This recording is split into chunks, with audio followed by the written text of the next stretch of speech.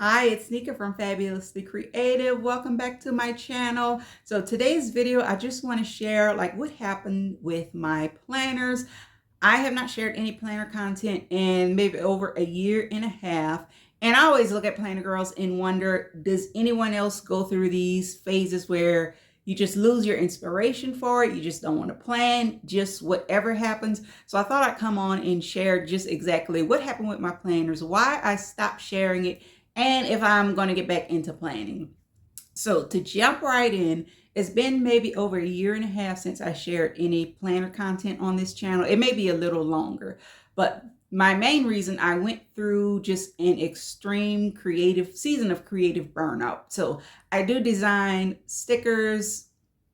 I was designing stickers. I had a sticker shop, and planning was also my hobby. It was also my form of productivity, my form of self-care. And it's kind of like all of my hobbies just blended into one. It turned into a business. I just did not feel like doing it. I don't know, I just lost my motivation.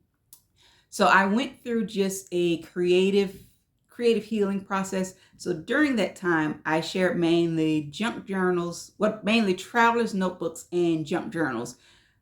I started with Traveler's Notebook, then I discovered junk journals, and I went down this rabbit hole just enjoying the fact that, I don't know, to me, junk journaling, it doesn't have or my journaling doesn't always have a purpose. I can just sit down and get creative and just let whatever flow. It doesn't matter what is on my schedule, what I got done. So that's kind of how I healed my creative energy going through the junk journaling phase. But don't worry, I will continue doing junk journals. I enjoy it, so I'll be adding it to my mix. And after I went through that creative healing season, I went through another healing season. I guess just healing my energy overall and dealing with the reasons why I let myself get to that extreme burnout, because it wasn't just creative, it was just extreme life burnout. And I was in a very when I set my mind to something, I go into these very productive phases. And if you watch back to my old when I was in the mini happy planner, I was very productive. I could plan my day down to the hours, the minutes. Like I would have stuff planned just every minute of the day. So I really had to deal with, why did I feel the need to be just that productive? And I also feel like during that phase, like the planner community, everything was all about, I don't know, a lot of the themes were, coffee, drink more coffee, achieve mom life, fueled by coffee. Like it was all that type of thing. And I just bought into the whole thing, just coffee, being productive. And I still plan my day, but it's not as structured. I leave in time for other activities. I leave in time just to think sometimes. And another part of not just my energy overall, but I had to heal just my feminine energy and dealing with the intense productivity, and sometimes just letting myself rest, not do anything. And I feel like during that hiatus, the overall planning trends has went to this minimalist, I don't know, this minimalist brown tan. To me, it's very boring.